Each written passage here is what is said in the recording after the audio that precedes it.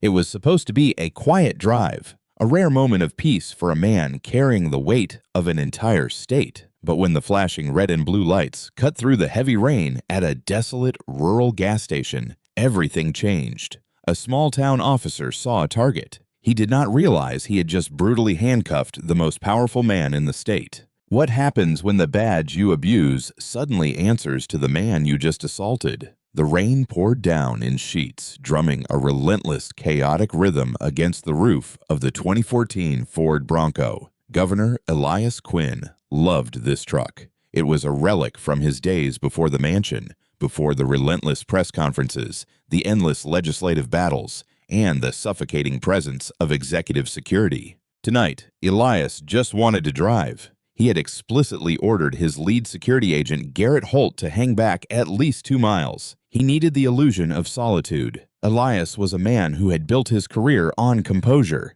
At 48, he was the first black governor in the state's history, a former civil rights attorney who had systematically dismantled the opposition with a quiet, undeniable brilliance. But tonight, stripped of his tailored Italian suits and wearing a faded gray Georgetown University hoodie, worn-out denim jeans, and a dark beanie pulled low over his head, he was just a tired man needing caffeine and a full tank of premium unleaded. He crossed the county line into Oak Haven, a notoriously insular rural district nestled in the northern pines. The glowing, flickering, yellow sign of an ancient shell. Gas station appeared through the fog like a lighthouse. Elias flicked his blinker and pulled onto the cracked concrete apron, the tires splashing through deep puddles of oily water. The station was virtually abandoned, save for a lone attendant visible through the smudged plexiglass window, deeply engrossed in a portable television. Elias stepped out of the Bronco, shivering slightly as the biting wind hit him. He swiped his personal credit card at the pump, grabbed the heavy nozzle, and began fueling. He leaned against the side of his truck, staring out into the pitch-black tree line, finally feeling his shoulders drop. Then the darkness shattered. The blinding strobe of red and blue LED lights bounced off the wet pavement, accompanied by the short, aggressive whoop of a police siren. A patrol cruiser, devoid of county markings save for a faint ghost decal of the Oak Haven Police Department, swerved sharply into the station. It did not park in a designated space. Instead, the driver cut the wheel hard, positioning the heavy Dodge Charger at a 45-degree angle and effectively boxing Elias's Bronco in against the pump. Elias did not flinch. Decades of living in his skin had trained him for this exact moment. He slowly placed the gas nozzle back into its cradle on the pump, keeping his movements deliberate and visible. The heavy door of this cruiser swung open, and Officer Brett Calloway stepped out into the rain. Calloway was a broad-shouldered man in his late 30s, a local boy who wore his uniform slightly too tight and his authority like a loaded weapon. He rested his right hand casually, yet intentionally, on the grip of his holstered service weapon.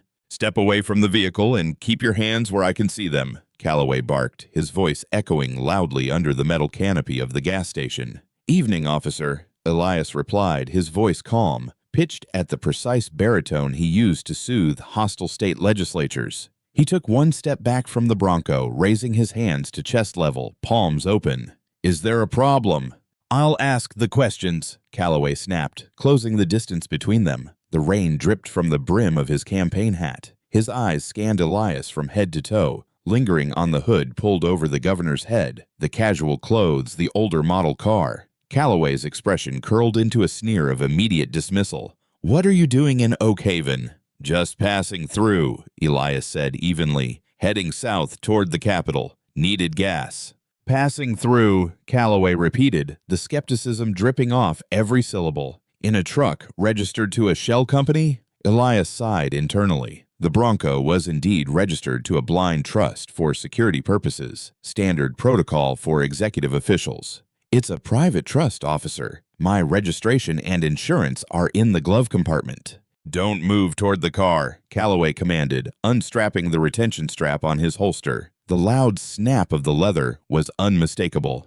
"We've had a string of burglaries in the affluent neighborhoods across the ridge. A lot of folks matching your exact description prowling around at night." Elias's jaw tightened. The coded language was as loud as the siren. "Officer," Elias said, maintaining eye contact, I assure you I have no interest in anyone's property. If you allow me to retrieve my wallet from the center console, we can clear this up in 10 seconds. I told you not to move. Calloway raised his voice, stepping into Elias's personal space. The smell of stale coffee and peppermint gum washed over him. Turn around. Put your hands flat on the hood of the truck. Elias hesitated for a fraction of a second. The governor of the state, a man who commanded a multi-billion-dollar budget and the National Guard, was standing in the freezing rain being ordered to assume the position by a rogue patrolman. Officer Calloway, turn around or I will put you on the concrete right now, Calloway yelled, drawing his taser and painting Elias's chest with the twin red laser dots. Inside the gas station, the attendant, an older man named Earl Hargrove, finally noticed the commotion. Earl pressed his face against the glass, his eyes wide with alarm, a phone clutched in his trembling hand. Elias raised his hands higher. I am complying, he said smoothly. He slowly pivoted on his heel, facing the cold, wet metal of his Bronco, and placed his palms flat against the hood. But I need to state for the record, Officer Calloway, that you are making a catastrophic error in judgment. Shut your mouth, Calloway hissed. Elias felt the heavy, violent shove against his shoulder blades as Calloway pushed him harder against the vehicle. The metal of the Bronco was freezing against Elias's cheek. He felt Calloway's heavy boots kick his legs apart, widening his stance aggressively. You people always have a smart answer, Calloway muttered under his breath, a venomous whisper meant only for Elias. Think you can just roll through my town in the middle of the night looking for an easy score? I am not looking for a score, Elias said, his voice remarkably steady despite the adrenaline surging through his veins. If you would just run my plates through the state database, you will see a flagged executive hold. The dispatcher will tell you exactly who I am.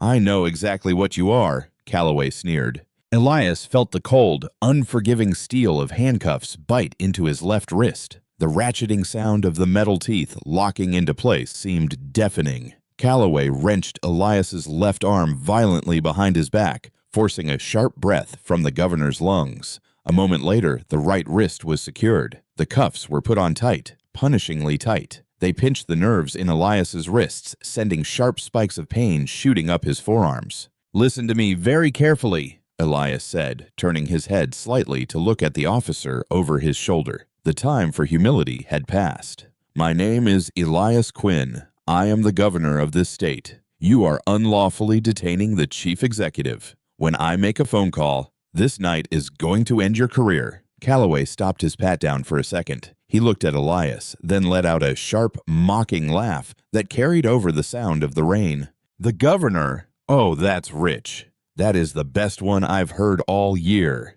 The governor is sitting in a mansion right now, buddy, not pumping his own gas in a hoodie in Oak Haven. Call it in, Elias challenged, his eyes burning with a sudden, intense authority that made Calloway subconsciously take half a step back. Call in the plate, or better yet, check my left jacket pocket. There is a state-issued identification card. Calloway scowled, his pride stung by the authoritative tone of the man in cuffs. I'll check your pockets when I decide to check your pockets. He forcefully grabbed the collar of Elias's hoodie and jerked him backward, pulling him away from the Bronco. Elias stumbled, his heavy boots splashing in the puddle, but he quickly regained his balance. Calloway marched him toward the police cruiser, pushing Elias's head down roughly to force him into the back seat of the Dodge Charger. The door slammed shut, entombing Elias in the claustrophobic hard plastic cage of the patrol car. It smelled of sweat and industrial cleaner. Outside, Calloway walked back to the Bronco. He shined his heavy Maglite flashlight into the windows, peering at the leather interior. Finding nothing in plain sight, he walked back to Elias.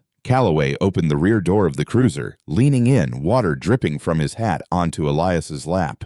All right, Governor, Calloway mocked, heavily emphasizing the title. He reached into Elias's pockets, aggressively patting him down. From the right pocket of the jeans, he pulled out a heavy matte black smartphone. It wasn't an iPhone or an Android. It was a custom-built, heavily encrypted device issued exclusively to top-tier state officials by the Department of Homeland Security. It had no logo, just a thick, rubberized casing. Calloway frowned at the device. What kind of burner phone is this? It is an encrypted state communications device, Elias replied, leaning back against the hard plastic seat, refusing to break eye contact. It requires biometric authentication, but if you press the emergency button on the side, it connects directly to the state police command center. You're a real piece of work, Calloway said, tossing the phone onto the front passenger seat of his cruiser. He pulled out his radio mic attached to his shoulder. Dispatch, this is Unit 4. I have a 1015 in custody at the Shell station on Route 9. Male subject combative, delusional. Claims to be the governor. There was a burst of static on the radio. The dispatcher, a bored-sounding woman, chimed back. Copy that, Unit 4. Need transport? Negative. I'll bring him in. Run a plate for me. Calloway read off the Bronco's license plate. Elias sat in the darkness, the cuffs digging deeper into his wrists. He focused on his breathing. He wasn't scared. He was furious. He was furious for the countless young men who didn't have the protective shield of an executive title to save them from a man like Calloway. He was furious that this was happening in the state he governed. Suddenly, a loud, jarring ringtone pierced the interior of the cruiser. It wasn't coming from Calloway's radio. It was coming from the heavy black phone sitting on the front passenger seat. Calloway looked at the phone, annoyed. The screen was glowing a bright, aggressive red. The caller ID didn't show a number. It simply read in bold white block letters, Command 0, urgent. Calloway hesitated. The phone rang again, a harsh, industrial sound. Smirking, thinking he was about to catch an accomplice calling the burner, Calloway reached over and swiped the screen to answer. He put it on speakerphone, holding it up so Elias could hear. Let's see which one of your thug buddies is calling, Calloway said. Before Calloway could say a word, a voice erupted from the phone. It was sharp, clipped, and devoid of any emotion. It was the voice of Garrett Holt, the head of the governor's executive protection detail. Eagle 1, this is Vanguard. We lost telemetry on the primary vehicle for 40 seconds. Confirm your status immediately. Calloway laughed. Vanguard, Eagle 1, what kind of gangbanger roleplay is this? Listen up, pal. This is Officer Calloway of the Oak Haven Police Department. The owner of this phone is currently sitting in the back of my cruiser in handcuffs. You want to tell me who you are? There was a dead, terrifying silence on the other end of the line. The silence lasted for exactly 3 seconds. When the voice returned to the speaker, the clinical professionalism had vanished, replaced by an icy, calculated rage that lowered the temperature in the cruiser by 10 degrees. Officer Calloway, Garrett Holt said softly. The quietness of the voice made it infinitely more dangerous. Look at the man in the back of your car.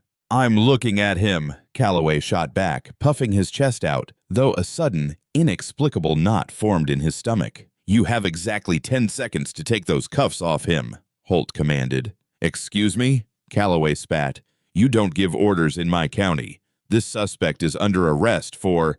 Officer Brett Calloway, badge number 4492, Holt interrupted, reciting the information with chilling speed. You are speaking to Special Agent Garrett Holt, commander of the State Executive Protection Unit. The man in the back of your vehicle is Elias Quinn, the governor of this state. I am currently 2.4 miles away from your location, approaching at 110 miles per hour. If those handcuffs are not off the governor by the time my vehicle crosses that apron, you will be considered a hostile threat to the chief executive, and my team will respond accordingly. Soy. Calloway froze. A cold sweat broke out across the back of his neck. He looked through the wire mesh partition at Elias. The man in the hoodie was just sitting there, completely serene, looking back at Calloway with an expression of profound pity. This is a joke, Calloway stammered, his bravado cracking. He keyed his shoulder mic. Dispatch, Unit 4, did you run that plate? The radio hissed. The dispatcher's voice returned, but the boredom was entirely gone. She sounded frantic, breathless. Unit 4. Brett, where are you? Give me your exact 1020 right now. Shell station on Route 9. What is it, Carol? Calloway asked, his voice shaking. Brett, listen to me, the dispatcher cried. That plate belongs to a Class A secured government blind trust. The system just locked me out. The state police dispatch in the capital just overrode our frequency. They are demanding to know if the governor is safe. Brett, what did you do?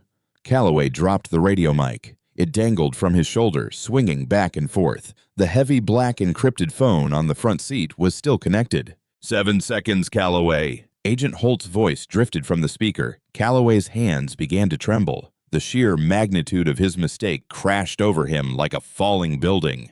The arrogance, the assumptions, the profiling, it had all led him to this exact catastrophic moment. He scrambled out of the front seat, the rain instantly soaking his uniform, and lunged for the back door. He ripped the door open. Elias hadn't moved. "Governor, Calloway choked on the words. The power dynamic had shifted so violently and so suddenly that he felt dizzy. He reached for his handcuff keys on his belt, his fingers fumbling blindly, dropping the small metal key into the mud. "Leave them on," Elias commanded. Calloway looked up, terror in his eyes. "Sir, please let me take them off. It was a mistake. It was dark. I couldn't see." "I said leave them on," Elias repeated, his voice radiating absolute authority. "You wanted to treat me like a suspect, Officer Calloway. You wanted to make me an example. We are going to play this out exactly the way you started it."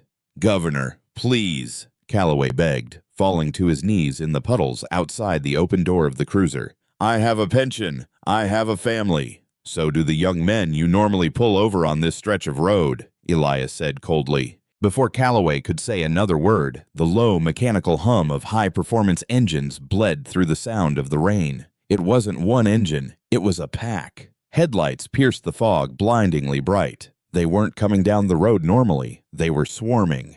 2 jet-black, unmarked Chevrolet Suburbans vaulted over the concrete curb of the gas station, their suspensions absorbing the impact perfectly. They didn't park, they executed a tactical block. One slammed to a halt directly in front of Calloway's cruiser, the other aggressively boxed in the rear, trapping the local police car completely. Immediately behind the Suburbans, 3 slick-top state police interceptors screamed into the lot, their low-profile LED light bars turning the gas station into a chaotic disco of blue and white flashes. The sirens were cut abruptly, replaced by the terrifying sound of heavy doors flying open simultaneously. 6 men in dark suits and tactical vests poured out of the Suburbans. These weren't standard patrol cops. This was the governor's executive protection unit, highly trained, fiercely loyal, and absolutely lethal. Leading the charge was Garrett Holt. He was a tall, heavily built man with a buzz cut and a face carved from granite. He didn't walk. He advanced with a terrifying predatory speed. His hand was resting firmly on the grip of his holstered Sig Sauer. "State police, do not move!" one of the troopers roared, aiming a patrol rifle directly at the kneeling Officer Calloway. Calloway immediately threw his hands up in the air, falling backward onto his rear in the muddy water. "I'm a cop! I'm local PD!" he screamed, his voice cracking with sheer panic. Agent Holt ignored him entirely. He closed the distance to the cruiser in 3 massive strides, shoving Calloway out of the way with a violent kick to the officer's shoulder. Calloway sprawled into the dirt. Holt ripped the back door open wider, peering inside. When he saw Elias sitting there, hands cuffed behind his back, a muscle in Holt's jaw ticked visibly. "Governor," Holt breathed, his voice tight. "Are you injured, sir?" "I'm fine, Garrett," Elias said calmly. "Just a bit cramped." Holt spun around, his eyes locking onto Calloway, who was trying to push himself up from the mud, surrounded by 3 state troopers with their hands on their weapons. "Get him up," Holt snarled to the troopers. "Disarm him, take his badge, strip his comms." "You can't do this," Calloway protested weakly as 2 massive state troopers hauled him to his feet. One expertly snatched Calloway's service weapon from its holster, while the other ripped the radio mic from his shoulder and violently unpinned the silver shield from his chest. "I have jurisdiction here." "You don't have jurisdiction over a puddle in this state anymore, Calloway," Agent Holt said, his voice dropping to a terrifying register. Holt turned back to Elias, producing his own set of handcuff keys. "Allow me, sir," Holt said softly. "No, Garrett," Elias said, shifting his body to step out of the cruiser. He stood up in the rain, the cuffs still tightly binding his wrists behind his back. The flashing blue lights illuminated the governor's stern, unyielding face. He looked out at the scene, the terrified attendant in the window, the neutralized local cop, the ring of elite state law enforcement. Elias walked slowly toward where Calloway was being held by the 2 troopers. Calloway couldn't look him in the eye. He stared at the ground, shivering uncontrollably. "Officer Calloway," Elias said, his voice cutting through the rain, "I want you to take a good look at me. Calloway slowly raised his head, looking like a beaten dog. "You put these cuffs on me because of what you thought you saw," Elias said quietly, so only Calloway and Holt could hear. "You saw a hoodie. You saw a black man. You saw a target you thought had no voice. You thought you were the apex predator on this dark stretch of highway." Elias stepped closer. "I am leaving these cuffs on for the ride back to the Capitol," Elias announced. "Because tomorrow morning, I am calling a joint session of the legislature. I am walking up to the podium in these exact clothes, wearing these exact cuffs. I'm going to show the entire world exactly what happens on the back roads of this state when the cameras are off." Calloway squeezed his eyes shut as a sob caught in his throat. His life, his career, his reputation, it was all disintegrating before his eyes. "Take him away," Elias said to the troopers, turning his back on the broken officer. "Call the state attorney general. Tell him I want federal civil rights charges drafted before sunrise." The motorcade tore down Interstate 95 like a missile, a synchronized convoy of black steel and flashing blue strobes cutting through the relentless downpour. Inside the lead Suburban, the atmosphere was thick with a heavy, pressurized silence. Governor Elias Quinn sat in the spacious rear cabin. True to his word, his hands remained securely fastened behind his back in Officer Brett Calloway's steel handcuffs. The metal had long since grown warm against his skin, but the sharp edges bit mercilessly into his swollen wrists with every bump in the road. His shoulders ached with a dull, throbbing fire, but his face betrayed nothing. He stared out the tinted window at the blurring tree line, his mind operating at a terrifying, singular velocity. In the front passenger seat, Agent Garrett Holt was simultaneously managing 3 different encrypted communication channels. He spoke in hushed, rapid-fire bursts to the state police commissioner, the highway patrol command, and his own tactical units still securing the scene at the Oak Haven gas station. "Agent Holt," Elias said. His voice was quiet, but it instantly cut through the low static of the radios. Holt turned around in his seat, his eyes drawn immediately to the unnatural, strained posture of the governor's arms. "Sir, the medical team is standing by at the mansion. We are 35 minutes out." "Put Lila on the secure line. Speaker," Elias ordered. Holt tapped a sequence into the console monitor. 2 rings echoed through the SUV's premium sound system before the connection clicked open. "Elias." Lila Mercer's voice filled the cabin. As the governor's chief of staff, Lila was a legendary political operator, a fiercely intelligent, uncompromising woman who had navigated Elias through the ugliest campaigns in the state's history. Even in the middle of the night, she sounded entirely alert, though the razor-thin edge of panic was barely concealed in her tone. "Garrett just gave me the sitrep. Are you hurt? Tell me you are not hurt." "I have bruised wrists and a wounded sense of municipal hospitality, Lila. I'm fine," Elias replied, leaning his head back against the leather headrest. "But we are about to start a war, and I need you to draft the battle plans." "The Attorney General is already on his way to my office," Lila said, the sound of furious typing echoing in the background. "Preston is furious. He's pulling every civil rights statute on the books. But Elias, we have a massive exposure issue right now. Oak Haven is a union stronghold. The Police Benevolent Association is going to try to spin this the second the sun comes up. They will leak that you were in an unregistered vehicle, acting suspiciously, refusing commands. They will try to bury the racial profiling angle under a mountain of procedural jargon. They can try," Elias said coldly, "but they are missing a critical piece of the puzzle." "Which is?" "Officer Calloway didn't just stumble onto me," Elias explained, closing his eyes to visualize the encounter. "He targeted the vehicle, but more importantly, before he threw me in the back of his cruiser, he was bragging about a string of burglaries in the affluent neighborhoods across the ridge. He was openly admitting to running a dragnet based solely on racial profiles. He wasn't patrolling, he was hunting." The typing on Lila's end stopped dead. "A dragnet? Elias, if Oak Haven PD is running an off-the-books profiling operation, that's not just a rogue cop, that's systemic. That's a federal Department of Justice consent decree waiting to happen."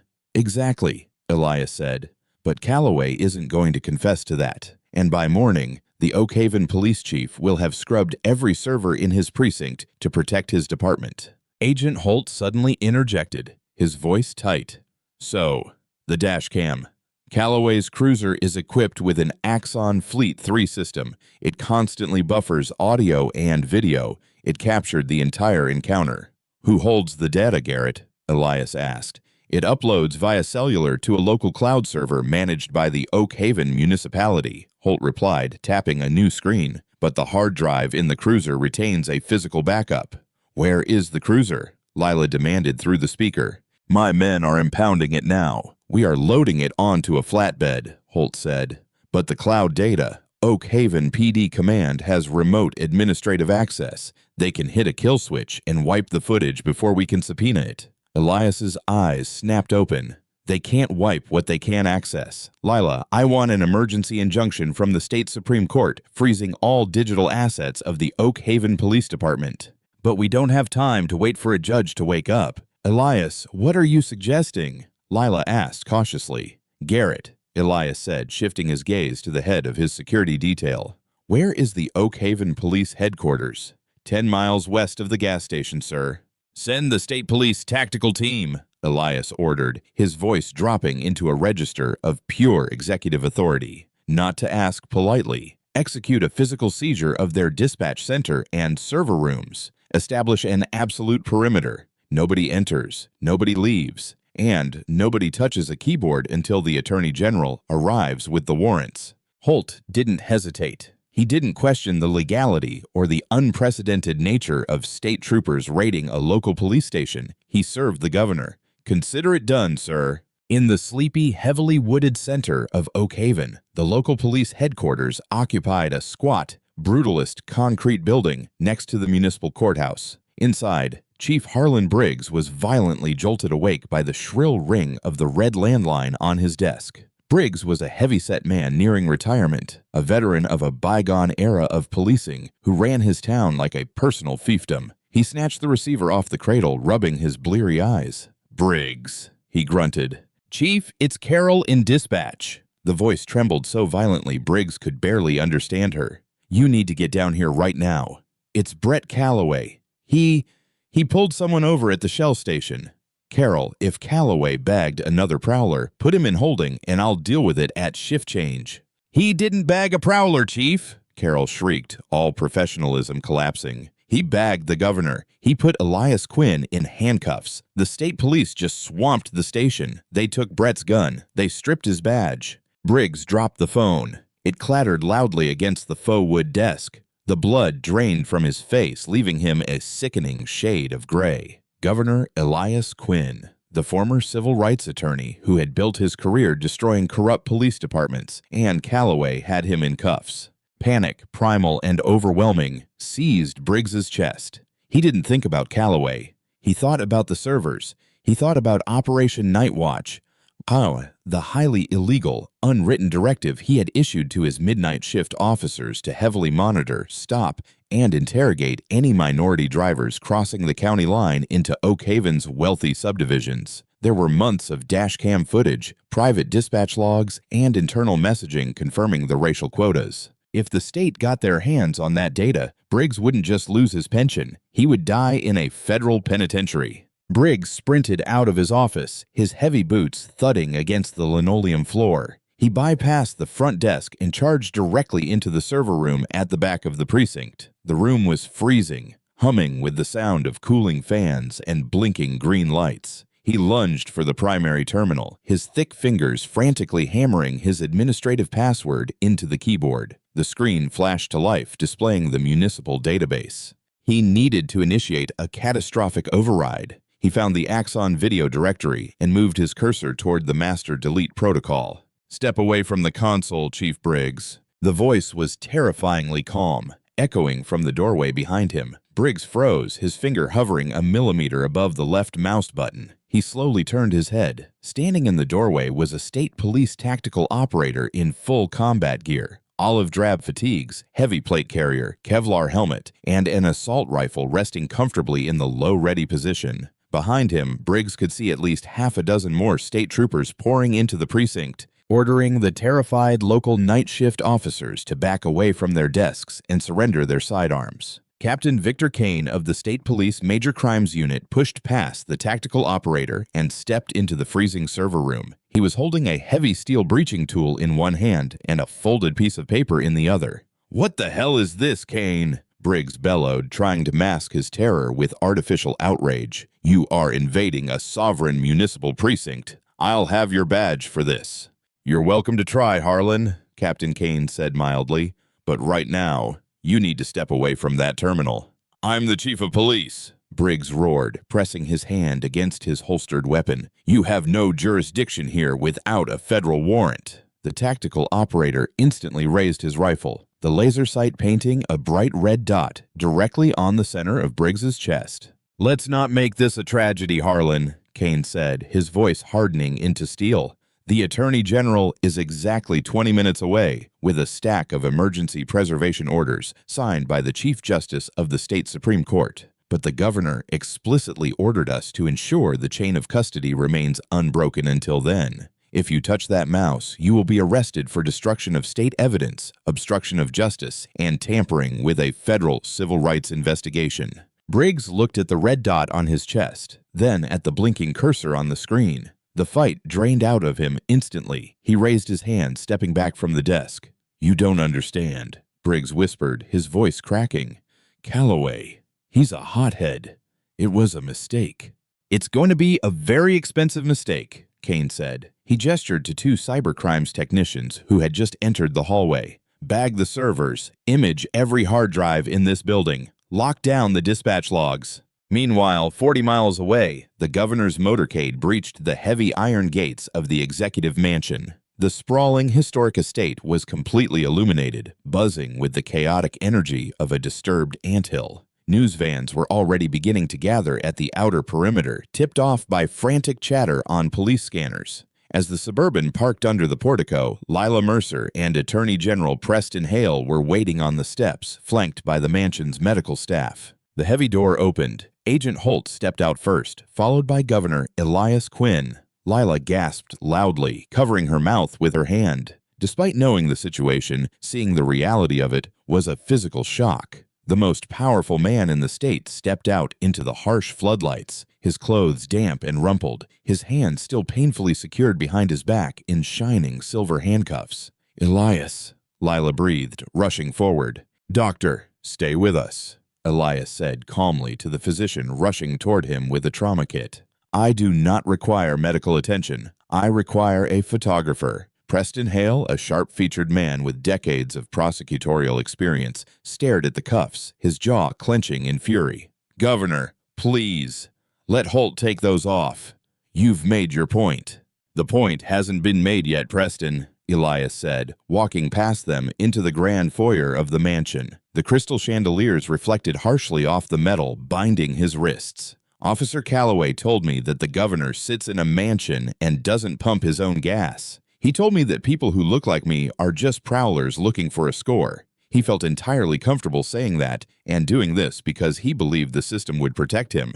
Elias stopped in the center of the marble floor, turning to face his most trusted advisors. The pain in his arms was excruciating. The skin around his wrists bruised a deep mottled purple, but his eyes were alight with a fierce, uncompromising fire. "Tomorrow, the legislature convenes for the budget resolution," Elias stated, his voice ringing off the high ceilings. "I am going to walk into the State House chambers exactly like this. I want every camera network in the country broadcasting it live. I want the world to see the reality that millions of our citizens face every single day." Lila pulled out her phone, her political instincts fully overriding her shock. "I'll draft the press release. We'll call it a special address on civil liberties." But Elias, the PBA union president Vincent Crowley, is already on the morning shows. He's going to claim you were resisting arrest, that you refused to identify yourself. Elias smiled, a cold, predatory expression. "Let Crowley talk.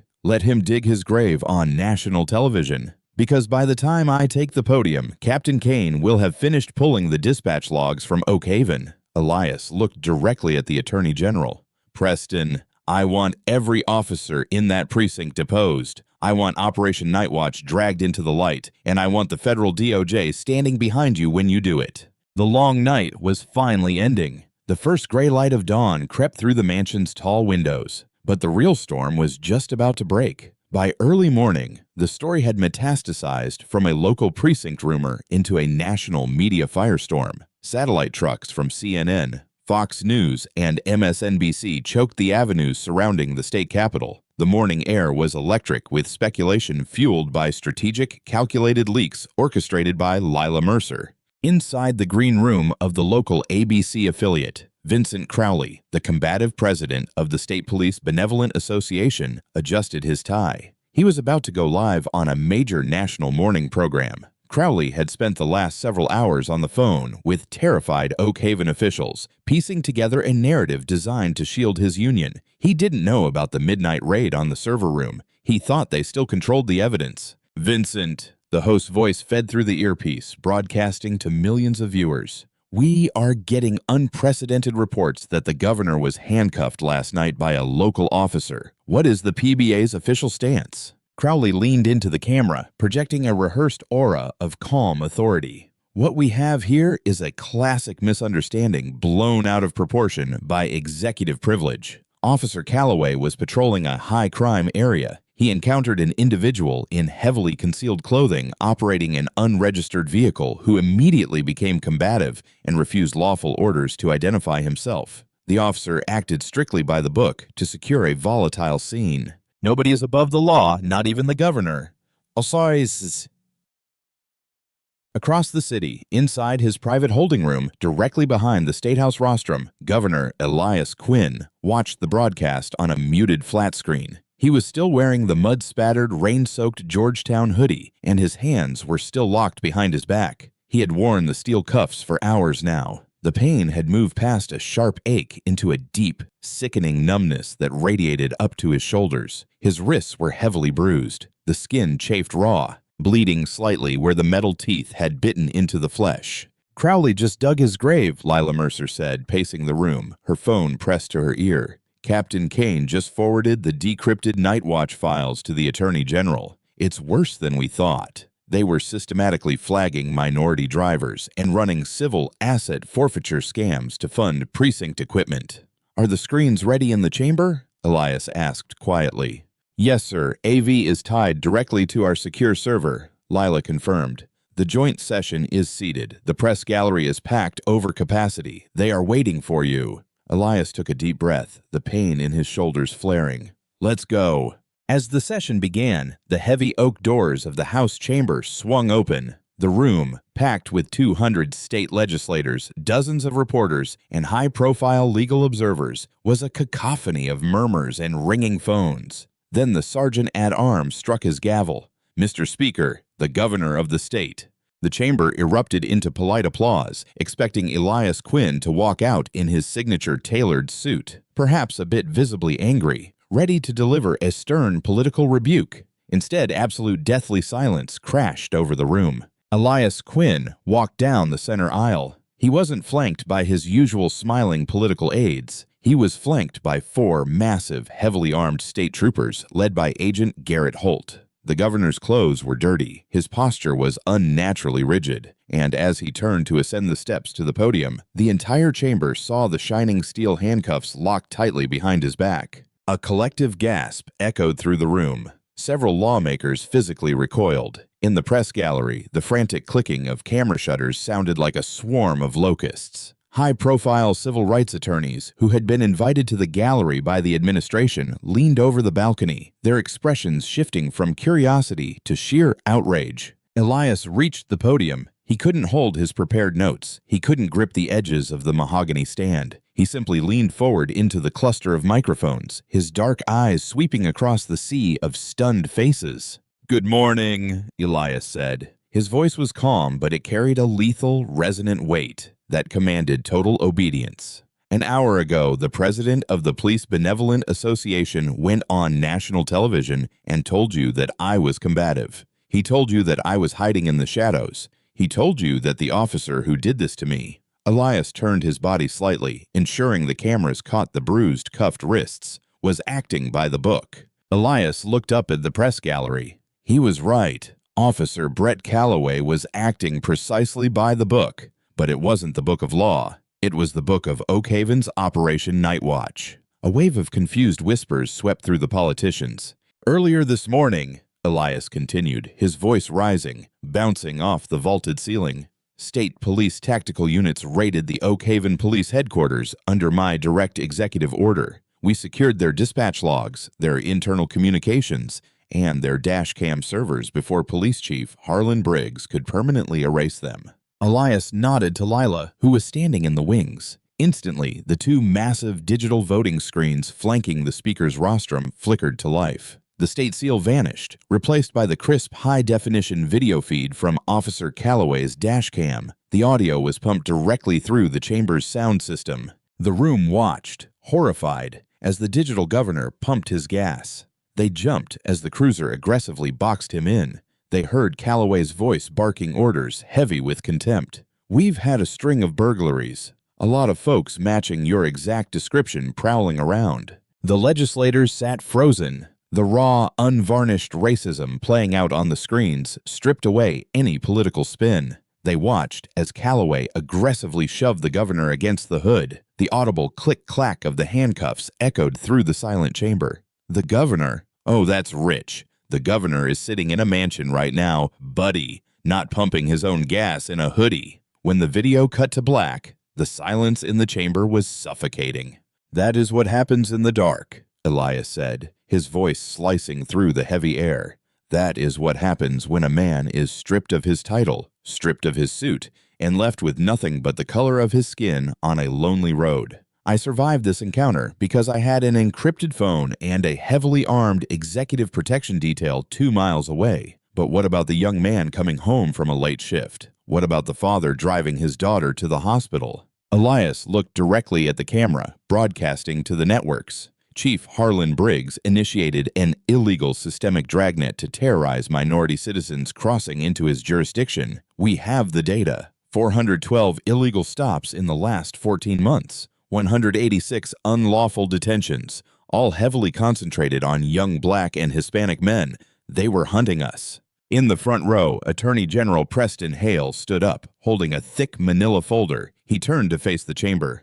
"As of earlier this morning," Hale announced, his booming prosecutor's voice filling the room, "Chief Harlan Briggs and Officer Brett Calloway have been taken into custody by the state police. They are currently being processed on multiple state felony charges, including official misconduct, false imprisonment, and evidence tampering.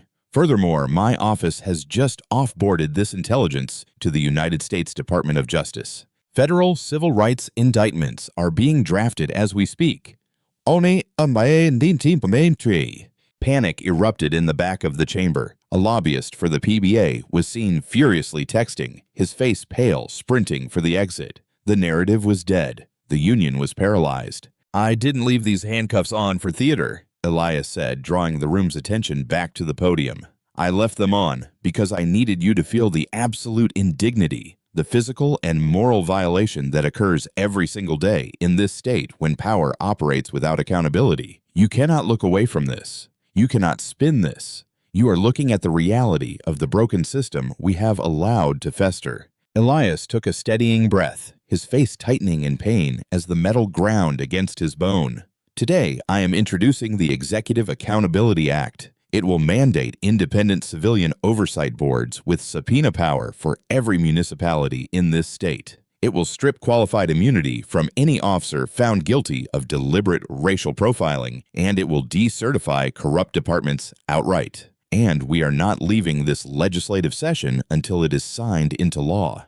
The chamber erupted. It wasn't polite applause this time. It was a thunderous, bipartisan standing ovation. Even the fiercest conservative critics of the governor stood up, overwhelmed by the sheer undeniable reality of the evidence and the raw power of the moment. Elias stepped back from the microphone. Agent Garrett Holt stepped up onto the rostrum, joined by the Attorney General. "It's time, sir," Holt whispered. Elias nodded. Holt retrieved the small silver key he had confiscated from Calloway hours ago. He stepped behind the governor. The entire chamber watched in breathless silence as Holt inserted the key. Click. The left cuff sprang open. Click. The right cuff followed. The heavy steel bracelets fell from Elias's wrists, clattering loudly onto the wooden floor of the rostrum. The sound echoed like a gunshot. Elias slowly brought his arms forward. The cameras zoomed in relentlessly. His wrists were a vivid, horrifying tapestry of deep purple bruises and raw, torn skin.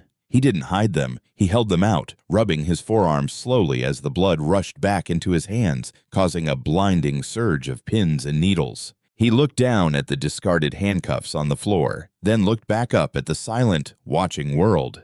"The chains are broken today," Governor Elias Quinn said, his voice quiet but echoing with undeniable finality. "Now we get to work." He turned and walked off the rostrum, his security detail falling in around him. He left the bloody, mud-stained handcuffs lying on the mahogany floor of the State House, a permanent physical reminder to every person in that room that true justice only comes when those in power are forced to feel the weight of the chains. True power isn't about avoiding the harsh realities of the world. It's about having the courage to wear the chains of the oppressed, to force a broken system into the light. Governor Quinn risked his dignity, his safety, and his body to expose a corrupt department that thrived in the darkness, proving that no badge is a shield against the absolute truth. If this story of justice, resilience, and ultimate reckoning made your heart race, don't let the message stop here. Hit that like button to support stories that matter. Share this video with your friends to keep the conversation going, and subscribe to our channel for more intense, real-life drama that proves truth is always more powerful than fiction. See you in the next one.